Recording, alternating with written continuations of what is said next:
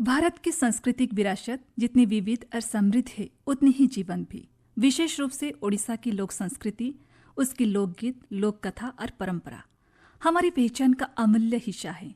इन्हीं परंपरा को अपनी लेखनी और समर्पण से नई ऊंचाई तक पहुंचाने वाले हमारे बीच आज उपस्थित है एक ऐसे विशिष्ट व्यक्तित्व जिन्हें देश ने उनकी अद्वितीय योगदान के लिए पद्मश्री सम्मान से अलंकृत किए हैं। नमस्कार श्रोताओं, आप सुन रही हैं हमारा विशेष कार्यक्रम। आज हमारे साथ जुड़े हैं ओडिशा के गौरव श्री महेंद्र मिश्रा जी।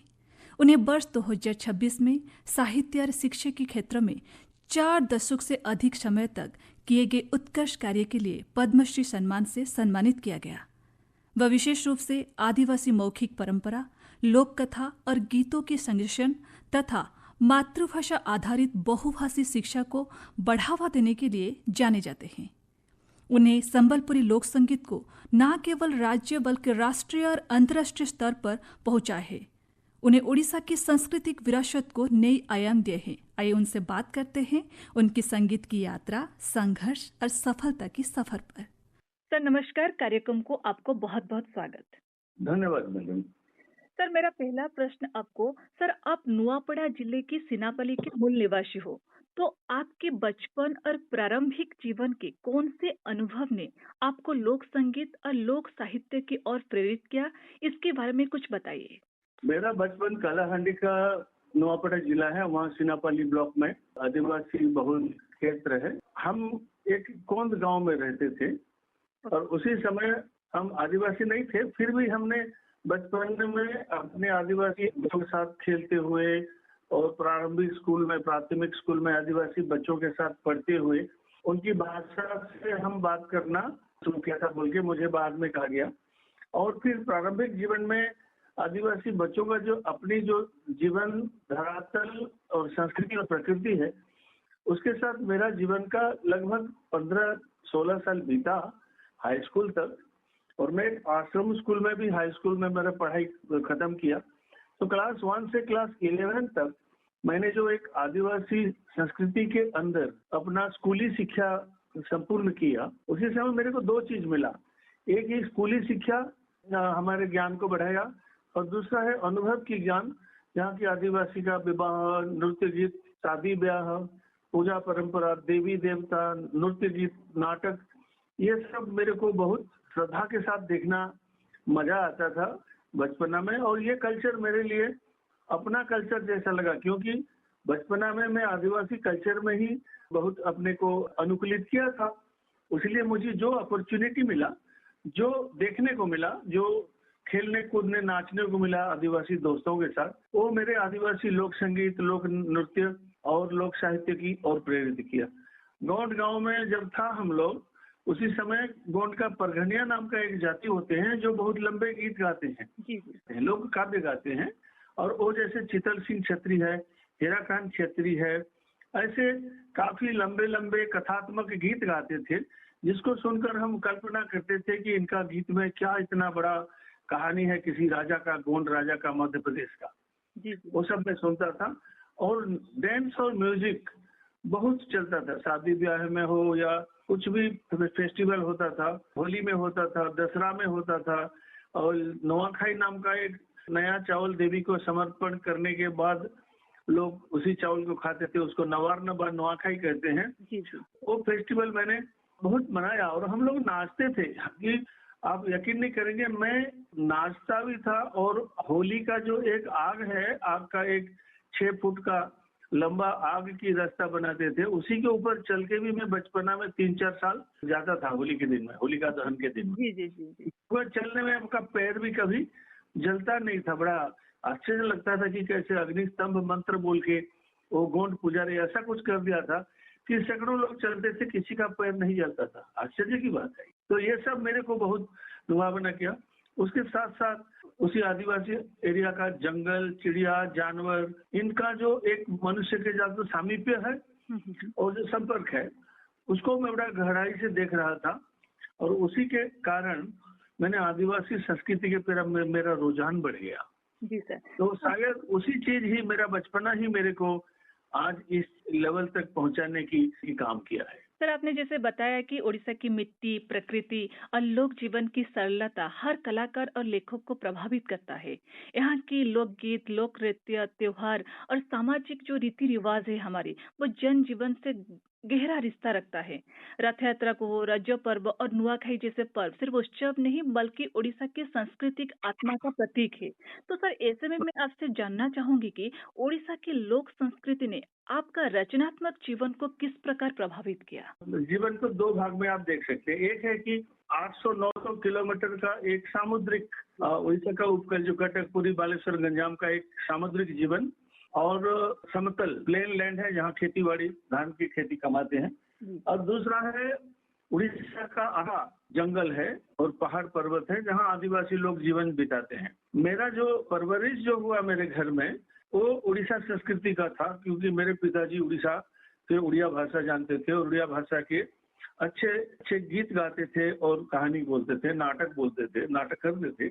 और वो जो मेरे को जो परवरिश किया उड़िया संस्कृति का।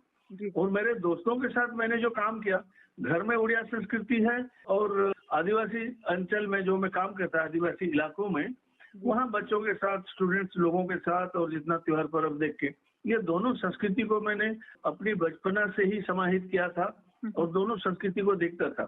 घर में हमारा आदिवासी संस्कृति का कुछ भी ऐसा चाल चलन नहीं था, लेकिन घर की चाल चलन जो हिंदू संस्कृति का था और बाहर जो मैं आदिवासी संस्कृति को देखता था, उसका एक समीकरण मेरे चेतना में बैठ गया था। और वो एक रचनात्मक रूप से इसलिए निकला कि वहाँ के जो नाच गाना होते हैं, कथा होते हैं, लोक काव्य होते हैं, गीत होते हैं, और उनका जो दैनंदिन जीवन और सांस्कृतिक जीवन, इनको जीने में मेरा एक अपना व्यक्तित्व बना मेरा 15 साल तक। उसी कारण मैं जब उड़ीसा का आदिवासी क्षेत्र को देखा और आदिवासी क्षेत्र में जो भी मेरे को सीखने को मिला, उसको मैं उड़िया संस्कृति में भी देखना शुरू कर दिया और देखा कि पंडित नीलकंठ दास जो पंडित नेहरू के समकालीन थे और नेहरू जी के साथ उनका अच्छी प्रभाव थी, सुभाष चंद्र बोस के साथ भी, उसने कहा था कि उड़ीसा की भाषा आर्य है, उसका जो आचरण और उसका जो संस्कृति वो द्राविड़ है बोल के कहा था। तो मेरे को बहुत प्रभावित किया बाद में कि जब मैं उड़िया लिटरेचर को पढ़ने लगा कि उड़िया लिटरेचर में आदिवासी संस्कृति का बहुल प्रभाव है, उसका व्याकरण को, उसका साहित्य को और उसका जो नैरेटिव, जो आख्यान को आदिवासी समाज उड़िया साहित्य को भी अच्छा प्रभावित किया है। और उड़िया साहित्य भी आदिवासी अंचल में, आदिवासी इलाके में उड़ीसा का जो गीत है राधा कृष्ण के ऊपर, राम के ऊपर, शिव पार्वती के ऊपर, वो गीत को भी आदिवासी लोग बहुत श्रद्धा के साथ जीते थे। इसका मतलब है कि भारत का जो बहुभाषिकता और बहुसांस्कृतिकता है, उसी चीज को हम कालाहांडी में देखने को पा रहे थे। और जब आगे बढ़ा कि उड़िया लिटरेचर के ऊपर जब काम किया, उड़िया कल्चर के ऊपर जब मैंने काम किया, उसी समय मेरा जो रचनात्मक जीवन को ये जो प्रभावित किया, दोनों संस्कृति, एक आर्य संस्कृति और एक द्राविड़ और मुंडारी संस्कृति, इसको लेके मेरा अपना ज्ञान का और विचार बनाया। जी सर। सर, हर सफल व्यक्ति के जो जीवन होता है, एक दौर जरूर आता है जब उसे कठिन परिस्थितियां, चुनौतियां और संघर्ष के सामना करना पड़ता है। ये संघर्ष के दिन इंसान को मजबूत भी बनाती है, उसकी सोच को गहरा करती है और उसके सपनों को एक नई दिशा देती है। अक्सर देखा गया है कि जीवन के वह कठिन पल ही आगे चलकर सफलता की सबसे बड़ी प्रेरणा बन जाती है। तो सर, ऐसे में मैं आपसे जानना चाहूंगी कि आपकी जो संघर्ष के दिनों को आप किसी तरह याद करते हैं? क्या उन अनुभव ने आपको व्यक्तित्व और रचनात्मक यात्रा की किसी विशेष रूप से परिवर्तित किया है? 1984 से 1992 तक मैंने कालाहांडी के ऊपर रिसर्च किया, उसके ऊपर पीएचडी किया। लेकिन पीएचडी तो एक नमूना था, पीएचडी के साथ मेरा रिसर्च कभी बंद नहीं हुआ। और ये संघर्ष की बात जो कह रहे हैं, उसी समय सरकारी एक बस ही था कहीं जाने के लिए, लेकिन बस तो जंगल बिहार को नहीं जाते, तो हम साइकिल में बहुत जगह घुमा हूँ। आप अभी तो यकीन नहीं होता है कि हम उसी समय 40 साल पहले हम 35,000 किलोमीटर साइकिलिंग किया है घूमने के लिए। 18 ब्लॉक था, 18 विकास खंड था। उसी 18 विकास खंड में मैंने कम से कम भी दूसरों से टेप रिकॉर्डर मांगता था, मेरे दोस्तों से कैमरा मांगता था। वहाँ कैमरा और टेप रिकॉर्डर का रील लगाकर मैं उधार मांगकर वो लेके 5 दिन 7 दिन के लिए जंगल को जाता था, रिकॉर्डिंग करता था। आने के बाद उसको फिर उसका ट्रांसक्राइब करके मैं उसको रखता था। गांव में रहने की कोई व्यवस्था नहीं है। जिस गांव को जाओगे उसी गांव के किसी आदमी के साथ बात करके बोलना पड़ता था कि हम आपके गांव को आए हैं कुछ काम करने के लिए, आपकी संस्कृति को जानने के लिए, थोड़ा सा रहने को मिलेगा। तो उन लोग कभी कभी मेरे को घर के बाहर जो एक गौशाला रहता है वहां भी मेरे को सोना पड़ा है। मच्छर, अंधेरा, केरोसिन लेके जाता था, सरसों का तेल, केरोसिन और मसाला और एक टर्च लाइट, इतना लेकर हम साइकिल में जाते थे, टेप रिकॉर्डर और कैमरा पकड़ के। अकेला जाकर उसी गांव में 2 दिन 3 दिन 4 दिन रह के लोगों के साथ मिलता था। पहला दिन थोड़ा मुश्किल होता था, दूसरा दिन सब नारी पुरुष सब मिलके ये सब कहानी मैं जब कहता था, उनके दो लाइन गीत मैं गाता था और उसी लाइन को सुनने के बाद वो इतना प्रभावित होते थे कि ये बाहर से आके हमारी गीत गा रही है, तो पूरा गीत तुमको मालूम नहीं है। तो मैं पूछता था कि पूरा गीत क्या है बताइए, तो पूरा गीत और पूरा कहानी मेरे को रिकॉर्डिंग करता था, वो सुनाते थे। अब वो 2 लाइन हमको भी सुना दीजिए। कहीं जाई थी लजाने, कहीं जाई थी लजाने, खट पारी देले बसी बछने, खट पारी देले बसी बछने, कथा दुई पद बने, कथा दुई पद बने। इसका हिंदी अर्थ होगी, आप अकेले कहाँ गए थे, हम आपको एक खटिया बैठने के लिए देते हैं, आप थोड़ा बहुत हमारे साथ बैठो और बैठने के बाद बात करो, बात करने से मन को आनंद मिलती है, यही है। ऐसे आदिवासी भी गीत है कि जो मंत्र गाते थे, जो प्रकृति के साथ ईश्वर को जुड़ने का वो गीत होता है। बापुड़े राई डेंडा, बापुड़े सरीसो जानी, नाना टेकराई थी गुड़ी रे, नार बार भाई बीमार जानी। ये जो देवता को, ईश्वर को प्रकृति के साथ जोड़कर गीत गाने का, वो मंत्र ऐसे गाते थे, कोई वैदिक मंत्र के उच्चारण हो रहा है, अर्थ नहीं समझ में आता था, लेकिन उसका जो ध्वनि था, उस ध्वनि हमको एक रोमांचित कर देता था। वो जो ध्वनि गीत का, ये धरती माँ को उनका जो पूजा था। तो ऐसे काफी गीत और कहानी है जिसको कि हम सुन के उसको अपनाया, सुना, सीखा, उसका अर्थ निरूपण किया, उसका विश्लेषण किया और विश्लेषण करके उसके ऊपर किताब लिखा। जी सर, आपने जैसे बताया कि हमारी जो लोकगीत है, हमारी परंपरा एक केवल मनोरंजन का साधन नहीं बल्कि हमारे इतिहास, भावना और जीवन दर्शन को भी दर्शाती है। आज के जो आधुनिक युग में जब डिजिटल माध्यम और नई संगीत के रूप तेजी से बढ़ रही है, तब लोकगीत का संरक्षण और समृद्धि की आवश्यकता और भी अधिक महसूस होती है। तो इस संदर्भ में मेरा प्रश्न है, लोकगीत का संरक्षण और समृद्धि को लेकर आपका क्या दृष्टिकोण है, सरकार इसके लिए क्या कर रही है? आप देख रहे हैं कि आजकल इंडियन नॉलेज सिस्टम के ऊपर बात, भारतीय ज्ञान परंपरा के ऊपर बात हो रही है। भारतीय समाज 5000 साल से, जब वैदिक काल से श्रुति और स्मृति ये दोनों को लेकर है। श्रुति मतलब ही सुनना और स्मृति मतलब है स्मरण करना, यानी स्मरण करना और सुनना, ये दोनों ही मौखिक परंपरा का एक सबसे बड़ा पद्धति था। इसका मतलब है जहाँ लिखित समाज और लिखित साहित्य नहीं है, वहाँ गीत को सुनकर बार बार रिपीट करके, पुनरावृत्ति करके उसी गीत को लोग गाते थे, सुनते थे। और जो गीत और कहानी बार बार पुनरावृत्ति होके लोगों के सामने रखा जाता था, उसको केवल बोलने वाला नहीं, सुनने वाला भी उसी गीत को सुनकर वो भी दूसरों के सामने उसी गीत को बचा के रखते थे। ऐसे पीढ़ी दर पीढ़ी यही लोकगीत आती थी। और लोकगीत केवल कल्पना की बात नहीं है, सामाजिक जीवन की बात है, अपनी मनुष्य का व्यक्तिगत पीड़ा की बात है, नारी जीवन की करुण कहानी है। और बच्चे हो या बूढ़े हो या अच्छे आदमी हो या बुरे आदमी हो, या समाज में जो चीज को सब लोग ग्रहण करते हैं वही हो, जो बुराइयां हैं उसको बिल्कुल ग्रहण नहीं करना है, ये सारे मैसेज, ये सारे संदेश, ये सारे संवाद लोकगीत में भरपूर है।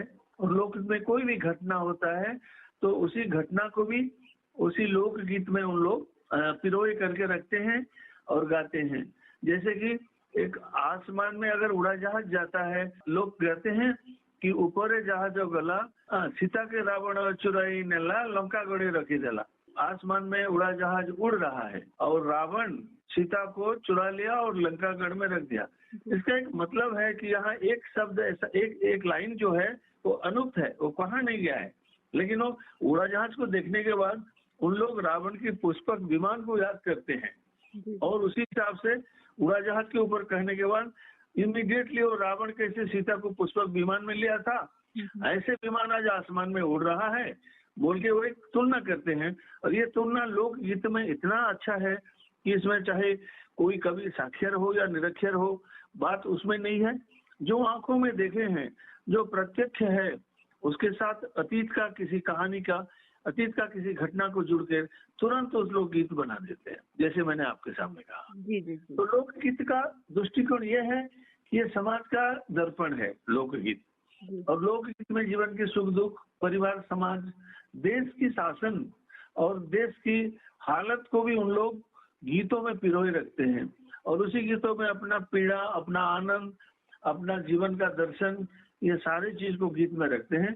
इसलिए ये क्या है, ये लोकगीत हमारे समय के इतिहास है, भूमि का इतिहास है, मनुष्य का जो सृजनशीलता है उसका इतिहास है।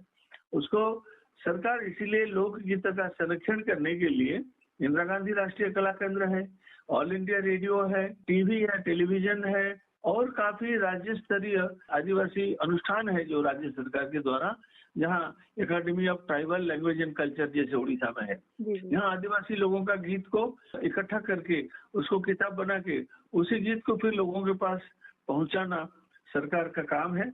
लेकिन हालांकि ये भी एक चीज है कि ये जो आदिवासी लोकगीत है या जन समाज का लोक संस्कृति है, इसको कॉलेज या यूनिवर्सिटी में पढ़ाया नहीं जाता ज्यादा। उसके ऊपर जितना होना चाहिए, जैसे कि विदेश में होता है, यूरोप में, अमेरिका में, ऐसी एक श्रृंखलित वैज्ञानिक अध्ययन लोकगीतों को लेकर नहीं हुआ है। हालांकि कुछ लोग व्यक्तिगत रूप से या सांगठनिक रूप से बहुत कम पैसे में इसको करते हैं काम, लेकिन एकेडमी होना चाहिए। जैसे कि भारत सरकार अगर एक नेशनल फोकलोर एकेडमी करता है जी और सारे राज्यों की जितने भी गीत है, कहानी है, धरोहर है, हमारा स्वतंत्रता संग्रामी है, हमारे साधु सन्यासी हैं, हमारा डांसर है, ड्रामाटिस्ट है, म्यूजिशियन है, ये सारे लोगों का गीत, नृत्य और चित्र और कहानी को, हालांकि इसको भारत की साहित्य अकादमी, केंद्र साहित्य अकादमी, ललित कला अकादमी, संगीत नाटक अकादमी, ये सारी चीज कर रहे हैं, लेकिन इसके साथ उसको ग्रामीण स्तर पर उसको जोड़ना बहुत जरूरी है। जी हम अगर कैपिटल में जैसे दिल्ली में हो, भुवनेश्वर में हो, इस चीज को हम जब बढ़ावा देते हैं, डॉक्यूमेंट करते हैं, वीडियो बनाते हैं, उसी चीज का जो महत्व है, इसका जो गुरुत्व है, आज समाज से धीरे धीरे खिसकता जा रहा है, लुप्त होता जा रहा है। उसको अगर बचाएंगे तो क्या होगा कि समाज में जो परंपरा में हमारा जो मूल्यबोध था, एक भारतीय मूल्यबोध, इंडियन वैल्यू सिस्टम, जी उसी वैल्यू सिस्टम उनके गीत और कहानी में जो जिंदा था और पूजा पाठ में जिंदा था, आज धीरे धीरे बदल रहा है।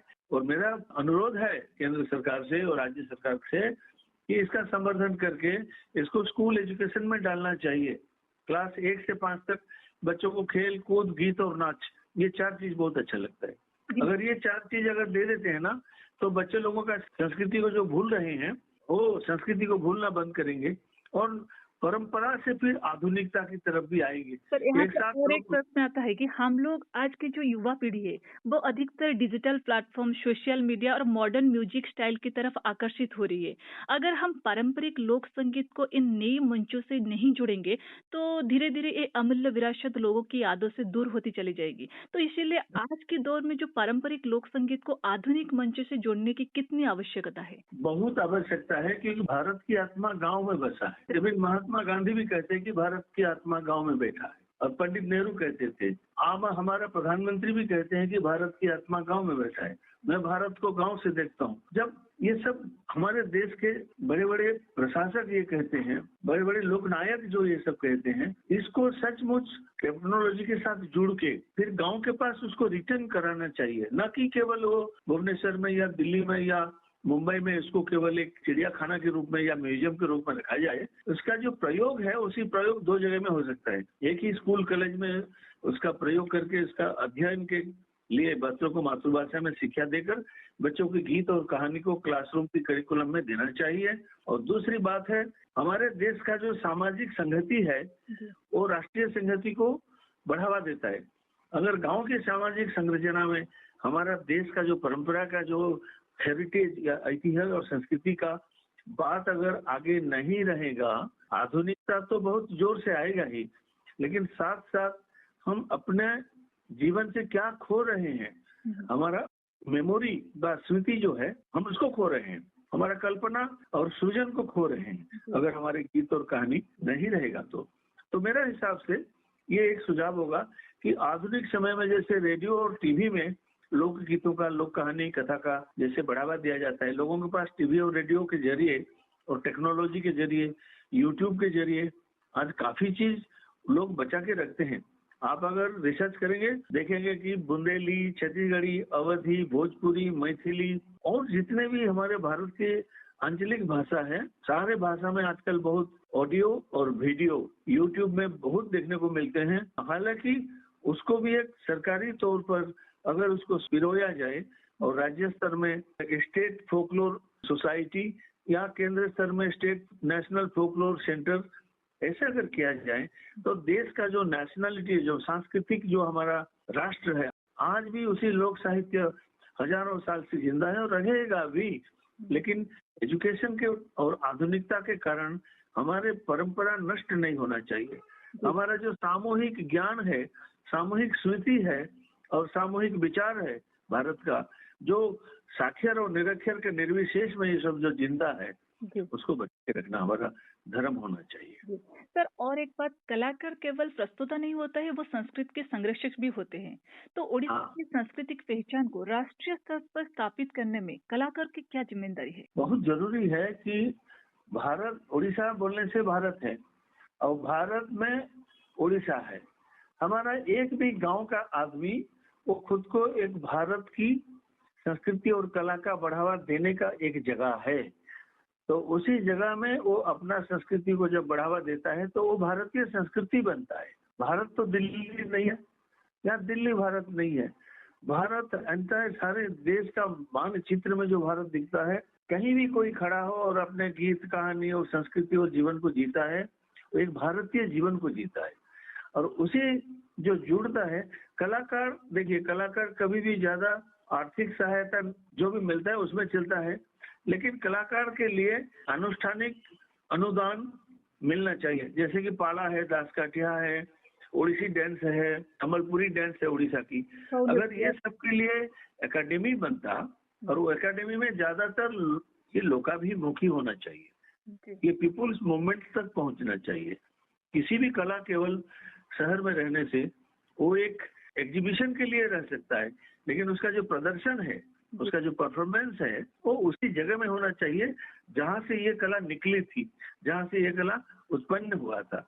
तब क्या होगा, जिस लोगों ने कला का संवर्धन करके आगे बढ़ाया और जिस लोग उसके ऊपर रिसर्च किया और उसको डॉक्यूमेंट किया, वीडियो बनाया और फिल्म बनाया, उसके साथ एक जोगसूत्र रहना चाहिए, नहीं तो कलाकार लोगों का संवर्धन नहीं हो पाएगा। हालांकि सरकार की तरफ से बहुत ऐसा व्यवस्था है, कलाकार पेंशन है और कल्चर डिपार्टमेंट बहुत काम करते हैं इसके ऊपर। सर, पद्मश्री जैसे राष्ट्रीय सम्मान को प्राप्त करना किसी भी कलाकार के लिए एक अति गौरवमय और यादगार स्थान होता है। तो ऐसे में मैं आपसे जानना चाहूंगी कि पद्मश्री सम्मान को प्राप्त करने के कास आपके लिए कितना भावनात्मक और प्रेरणादायक रहा? उस समय आपके मन में कौन सी भावना उभर के आई थी? पद्मश्री सम्मान मिलने के बाद मैं तो 1-2 मिनट के लिए स्तब्ध हो गया कि ये हुआ कैसे, क्योंकि हम तो आदिवासी और जो पिछड़े वर्ग के लोगों के साहित्य और जो अलिखित कला है, जिसको कि इंस्टीट्यूशन में या अनुष्ठान में उसका मान्यता अभी तक नहीं मिला है, उसी को बस हमने 40 साल तक काम किया और उसी को स्कूल एजुकेशन में भी डाला। आपको खुशी मिलेगी कि ये जो गीत और कहानी जो आदिवासियों का था, उसमें मैं 41 भाषा में 41 लैंग्वेजेस में भारत की 5 स्टेट में 35 लाख बच्चों को क्लास 1 से क्लास 5 तक शिक्षण सामग्री मैंने बनाने के लिए मदद किया और आज वो बहुभाषिक शिक्षा के नाम पर आया है। कला को स्कूल में डालने से कला जिंदा रहेगा। और दूसरा है, आज सबसे बड़ी बात है कि जिस मौखिक साहित्य, जिस लोक कला और जो भारतीय ज्ञान व्यवस्था आदिवासियों में है और लोग में है, उसी को आज केंद्र सरकार ने सम्मान दिया है और लाखों लोगों के द्वारा ये जो मैंने उनके साथ मिलके 40 साल से काम किया, मुझे लगा कि 40 साल का पीड़ा एक मुहूर्त में मेरे लिए आनंद का एक क्षण बन गया। सर, इस सम्मान के बाद आपके जीवन और कार्य में क्या परिवर्तन आया है? परिवर्तन आया है, आ रहा है, जी जी। इसलिए कि पद्मश्री एक कारण के लिए मिला है। उसके कारण दो है। एक है भारतीय संस्कृति का प्रलेखन और संवर्धन, जो कि मैंने लोक साहित्य के जरिए करता हूँ, और दूसरा है भारतीय संस्कृति और भाषा को स्कूल एजुकेशन में डालना। इसके लिए मैंने कम से कम भी 30 साल काम किया। 40 साल फोकलोर के ऊपर, और उसी 40 साल के अंदर मैंने 30 साल आदिवासी भाषा को स्कूल में लाने के लिए काम किया। और ये जो काम किया, इसके पीछे एक बहुत बड़ा लक्ष्य है कि लोगों के पास जो ज्ञान आपको मिलता है, उसी ज्ञान को आप बनाकर फिर से तैयार करके बच्चों के सीखने के लिए और बच्चों की शिक्षा के लिए और उनके विकास के लिए और संस्कृति का धरोहर को बचा के रखने के लिए, और संस्कृति के अंदर जो अपना पर्यावरण और प्रकृति है, उसी को लोगों की भाषा में समझाने के लिए मैंने जो प्रयास किया, बहुत कुछ ऐसे चीज है जिसको कि शिक्षित संस्कृति के लोग को मालूम नहीं है कि भारत की आत्मा कहाँ है। उसी चीज को मैंने यहाँ से निकाला है, और मैं लगा कि मुझे एक बहुत बड़ा सफलता मिली, लेकिन साथ साथ एक चुनौती भी है कि इसके बाद मुझे और लोगों के पास खुद को प्रसारित करना होगा। बहुत लोगों को मैं आइडिया दे सकता हूँ और काम करने के लिए अभिप्रेरित कर सकता हूँ।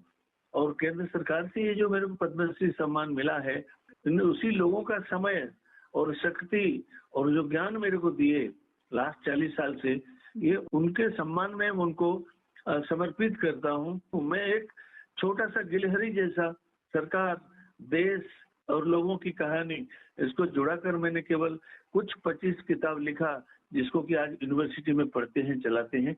ये मेरे लिए बहुत खुशी की बात है, और मैं इसके लिए कोई पूर्वाग्रह या दुराग्रह नहीं है कि मुझे जो मिल गया इसके लिए मैं कोई गर्व करूं। उल्टा मुझे ये लगता है कि ये मेरी जिम्मेदारी बढ़ा दिए हैं कि मुझे इस देश के लिए, भारत माता के लिए और धरती माता के लिए मुझे और कुछ जितना भी करना है कर सकता हूँ, मैं आत्मा से करूंगा। यही मेरा बोलना है। जी सर, एक अंतिम प्रश्न। हर युग में नए और युवा कलाकार अपनी प्रतिभा के साथ साहित्य, संगीत और कला के क्षेत्रों में प्रवेश करते हैं, लेकिन सफलता की यात्रा में धैर्य, लगन और निरंतर मेहनत का बहुत महत्व होता है। तो अनुभव और मार्गदर्शन के बिना कभी कभी युवा प्रतिभा अपनी दिशा खो देती है। ऐसे में वरिष्ठ और सफल कलाकार के संदेश उनके लिए प्रेरणा का स्रोत बनता है। तो आप उभरते कलाकार को और लेखकों को क्या संदेश देना चाहेंगे? धीरज नाम का एक शब्द देता हूँ, वो उभरते कलाकारों को एक शब्द में देता हूँ, उसका नाम है धीरज। जी। वो धीरज के साथ सीखने के लिए प्रयास करें, न कि अपने को प्रचार करने के लिए।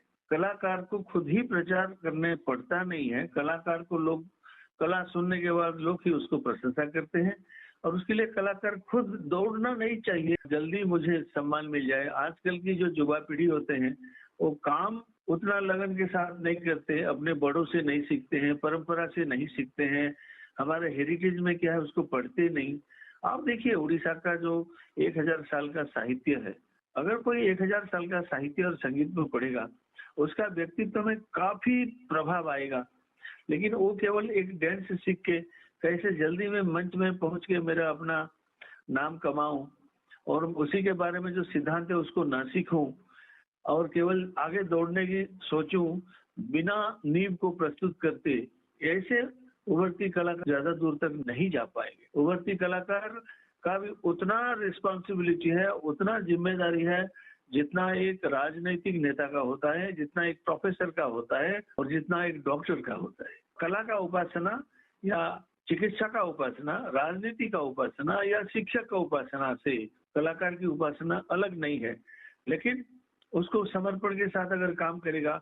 आप देखिए, उड़ीसा के जो संयुक्ता पाणिग्राही नृत्य में और रघुनाथ पाणिग्राही क्लासिकल सिंगिंग में क्या नहीं किए थे, आप बताइए। जीवन में 10 साल पहले ट्रेनिंग लिए जाके मद्रास में, जी। उसके बाद आके अपना काम किया। यहाँ तो आजकल कोई 2 साल ट्रेनिंग भी नहीं लेते। एक दीर्घकालीन योजना बनाना चाहिए कलाकारों को, और कल क्या होगा नहीं सोचकर अपनी आज को वो प्रस्तुत करें। एक स्टेप, जैसे गांधी जी कहा था, 1 स्टेप अहेड, एक कदम आगे। आप 10 कदम आगे जाने की सोचो मत, पहला एक कदम आगे बढ़ो, उसके बाद दूसरा कदम वो दिखाई देगी। सर, आपका बहुत बहुत धन्यवाद कि आपने आपके जीवन के अनुभव, संघर्ष और संवेदनाएं और लोक संस्कृति के प्रति आपकी जो दृष्टिकोण को हमारे साथ साझा किया। आपकी यात्रा ने केवल प्रेरणादायक है, बल्कि ये भी दर्शाती है कि समर्पण और सृजनशीलता से हमारी सांस्कृतिक धरोहर को नई पहचान दी जा सकती है। हमें विश्वास है कि आपके विचार और संदेश ने नई पीढ़ी की कलाकार और साहित्यकार के लिए मार्गदर्शक सिद्ध होंगे। इसी आशा के साथ कि ओडिशा की लोक संस्कृति यूं ही देश और दुनिया में अपनी मधुर गूंज फैलाती रहे, हम आपसे विदाई लेते हैं। नमस्कार।